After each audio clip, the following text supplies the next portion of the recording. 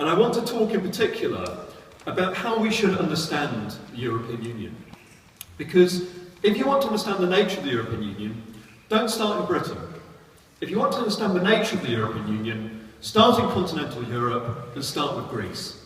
Because what you see in Greece is the European Union, in the form of the ECB, the European Central Bank, and the European Commission, working hand in glove with the IMF to drive through the most appalling austerity programme inflicted on the Greek people.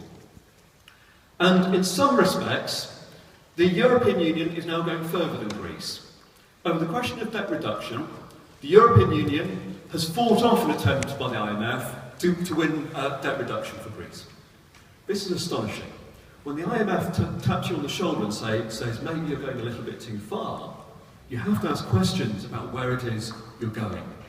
And what the European Union has done in Greece is barbaric. If you look at the figures for Greek social spending now, a quarter of the health budget has been lost, a third of the education budget, 40% of children are now growing up in poverty in Greece, and now many, many pensioners will be joining them as part of the latest reforms imposed by the European Union as part of the bailout deal. It's not just in Greece though. You look at France today and you see a titanic battle going on between the Hollande government and the trade unions and student movement in France. A massive battle in which effectively emergency rule by decree and a state of emergency have been declared in France. Which side does the European Union stand in that titanic battle going on in France today? The EU is not simply turning a blind eye to the horribly reactionary laws that Hollande is trying to pass. In France, the European Union is urging Hollande on, is backing him to the hilt, and indeed recommended many of the measures that the Hollande government is trying to impose on France today. Add to this the TTIP deal. Natalie's already mentioned the TTIP deal. The TTIP deal is the most horrific attack on the standards of worker protections, on environmental protections, on social protections for people across Europe. And it's not true that Britain will automatically sign a new deal with America if it leaves the European Union. Barack Obama did us an enormous favour when he flew into London and said if Britain wants a deal if it leaves the European Union, it can join the back of the queue. We Britons apparently love queuing, and that's a queue I'd very much like to be at the back of. But it's not just TTIP, it's also the CETA deal with Canada, a deal that's already been signed off by the European Commission, every bit as nasty as TTIP. And as Natalie says, 3.4 million people signed petitions opposing both TTIP and CETA. What did the European Commission do about that? Absolutely nothing. What we face in the European Union, it's more and more clear, is a body that's neoliberal, red in tooth and claw, and we should begin to think about the European Union in the way that we think about the International Monetary Fund, the World Bank, and the World Trade Organization, as another vast multinational organisation driving through neoliberal attacks on working class people. The second point I want to make is about the TUC argument that the European Union is a defender of workers' rights. See, the TUC are coming up with some really astonishing stuff that says that thanks to the European Union we have equal pay, we have health and safety, we have paid holidays and all the rest of it. I'm sorry, but if the European Union gave us all those things, what the hell is the point of trade unions? So I was taught, when I got involved in politics, that we won those things through millions of working class people over centuries, going out and fighting collectively to win those things. And the trade unions have played a very, very important role in those battles historically.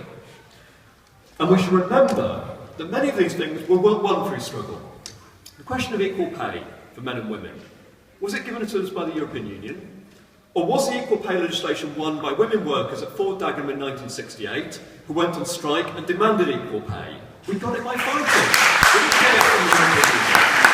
And by the way, despite years of membership of the European Union, we don't have equal pay for men and women. It's something we still have to fight for today if we want to achieve that goal. Secondly, because we fought for these rights, in many ways they go beyond the European Union legislation. You see, any free trade deal, any free trade agreement will have basic minimum standards for labour. The European Union is no different to any other free trade area in that regard. But the standards we've won through struggle, in many cases, go way beyond what the European Union protections offer. Take the question of health and safety. In Britain, we actually happen to have some of the best health and safety legislation in the world. The reason for that is we won it in the 1970s. We won it in a moment of union strength. and we won it through mass workers' struggles. And that's why health and safety standards are so powerful in Britain. What do the Tories say about this? They say that in Britain we have gold-plated health and safety, and they want to lower British standards down to the minimum European level. It's not the case that the European Union is holding back an assault on health and safety. What's holding it back is a struggle of working class people, the unions, and the fights that we will mount to protect health and safety. The European Union is no barrier to the Tory attacks, and there isn't a single piece of Tory legislation that Cameron and Osborne have put through that the European Union has blocked. We can't rely on some saviour from on high defending us from the ravages of austerity. We have to go out and fight for ourselves if we want to win those things. The third thing I want to say, and in some ways this is a critical argument, because it's the thing that I think most convinces people on the left to support the European Union. I want to say something about freedom of movement, because it's absolutely right, as Natalie says, that we enjoy unlimited freedom of movement within the European Union, the right to work and study in other EU countries. And we should defend that right. We're not defenders of Fortress Britain, and we'll fight to defend the rights of every migrant in this country. But we're not in favour of Fortress Europe either. And that's what we face when we talk about the European Union. You see, it's great that there's freedom of movement across the European Union, but if you're unlucky enough to be a Syrian, an Eritrean, an Afghan, an Iraqi, you simply don't enjoy that freedom of movement. It simply doesn't apply to you. You don't have that right. And not only are there enormous barriers to these people coming to Europe and moving about in Europe, but in some ways it's getting worse. If you look at the deal that the European Union signed with Turkey a few months ago, a deal so barbaric that the United Nations pulled out of their work with refugees on the islands of Greece in response to it. Amnesty International condemned it. The deal between Turkey and the European Union is absolutely barbaric. Because what it says is those desperate Syrian refugees trying to get to Europe will be sent back to a country, Turkey, that is currently bombing a section of its population, the Kurdish population of that country. And that includes young boys like Alan Kurdi, the young Kurdish Syrian boy who drowned in the Mediterranean. If he'd reached Greece under the modern arrangements, he would be sent back to Turkey.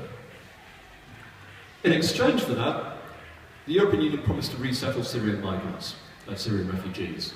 The grand total of Syrian refugees resettled in the European Union since the deal was signed is 177 out of 2.7 million people stranded, Syrian people stranded in Turkey today.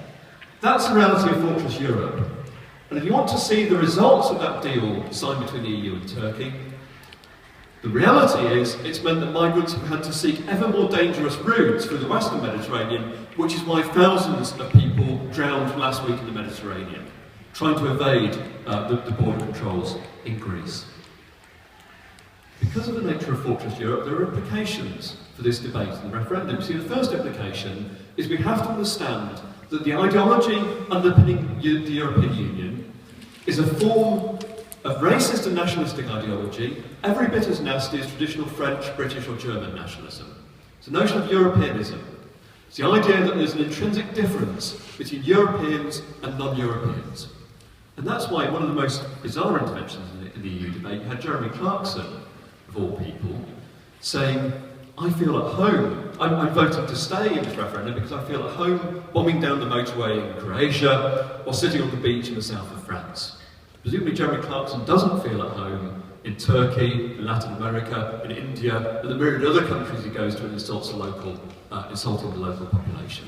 There's a division in his head between Europeans and non-Europeans, and it's a division that we as internationalists should reject, and that means rejecting Fortress Europe. One other implication. Because of the nature of Fortress Europe, the EU is no barrier to racist forces. Take the question who's going to be the question of who's going to be the next EU president. The next president of the EU is going to be the current Slovakian Prime Minister, Robert Fico.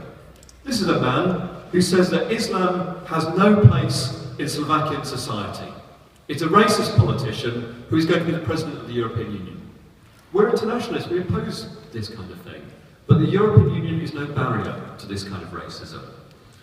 And because of that, there will be racism on both sides of this referendum debate. You see, one of the first things that David Cameron did in this referendum debate was he went to France and he said that those desperate people, the Calais jungle camp, if we leave the European Union, those desperate people will be able to come to Britain. I turn around to that and say, brilliant. I've been campaigning for month after month for those people to be allowed to come to Britain. All I have to do is leave the European Union, apparently. And the French government replied and said, if Britain leaves, we'll write a red carpet for the bankers leaving the City of London. Even better.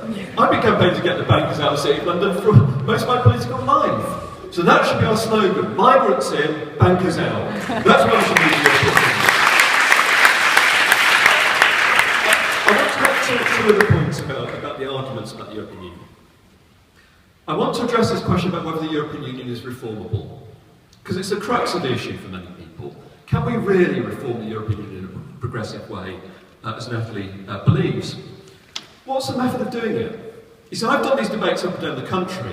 I've debated lots of people who think we should stay in the European Union. They all say that the European Union is rubbish, we need to change it and make it better and so on. No one has proposed a method of doing it that's credible to me. You can't do it for the European Parliament. The European Parliament doesn't even have the right to propose new legislation. It's completely powerless as a parliament. You can't do it through the bureaucracies that run the European Union. Take the European Central Bank. Who voted for the board of the ECB? Who voted for the European Commission? Does anyone in this room even know who the British European Commissioner is? Anyone know? The guy who represents us? Lord Orsford, a Tory peer and corporate lobbyist. The clue's in the name, Lord. He's not one of us. These are the kind of people who run the European Union, and they're contemptuous about democracy. Take Celia Malmstrom, the EU Trade Commissioner. Challenge around the question of TTIP and the 2.5 million people who protested. How did she respond? She said this: I do not take my mandate from the European people. There is simply no democracy here. There is no capacity to reform it based on the existing institutions. If we want to change the European Union, we have to unravel and rewrite the treaties, and the only way you can do that is if you win in 28 different countries across the European Union. If we win the battle on the left in 28 different countries, why would we bother with the European Union? We can build a new kind of internationalism from below if the left wins in all those 28 countries. There's no obvious way of reforming it. The final point I want to make, because I've been asked to sum up, is this. There is the prospect that scares many people on the left of the government moving even further to the right if we leave. That will be left to the mercies of Boris Johnson and Michael Gove. I want to say something about this. You see, the reality of the EU referendum campaign is not that it's strengthening the right. The reality at the moment is it's ripping apart the Conservative Party, and it's a joy to watch the Conservative Party rip itself to shreds over this question. And there are implications of this. You see, the only thing that can save David Cameron now is a stonking big victory in this referendum. If he doesn't get that victory, Cameron is gone. Cameron is gone. And I would celebrate Cameron going. I have to be honest about this. Are we really worried about a Boris Johnson government? You see, for one thing, it's never been the job of the left to pick between two different wings of the Conservative Party. I'm not going to choose who's worse between Boris Johnson and George Osborne. George Osborne and David Cameron, the architects of austerity, they're destroying working class life in this country. I'm not going to say Johnson's any worse than this, they're all as bad as each other. But I'm not scared of a Johnson government either, because Boris Johnson would inherit a disastrously damaged, weakened Tory government, and that government will not survive. And I, for one, would welcome a chance of Jeremy Corbyn having a crack of winning an election in this country and not waiting 4 years to see it. So I would welcome that. Let me conclude by saying this. Whatever way it goes in the referendum, we're going to have to fight. We're going to have to fight long and hard to change British society. But we cannot rely on the European Union to do it for us, and we cannot reform the EU in a progressive way. We should see the European Union for what it is, a boss's club, and we should be proud to vote to leave it on a left-wing basis to begin the breakup of that boss's club. Thank you.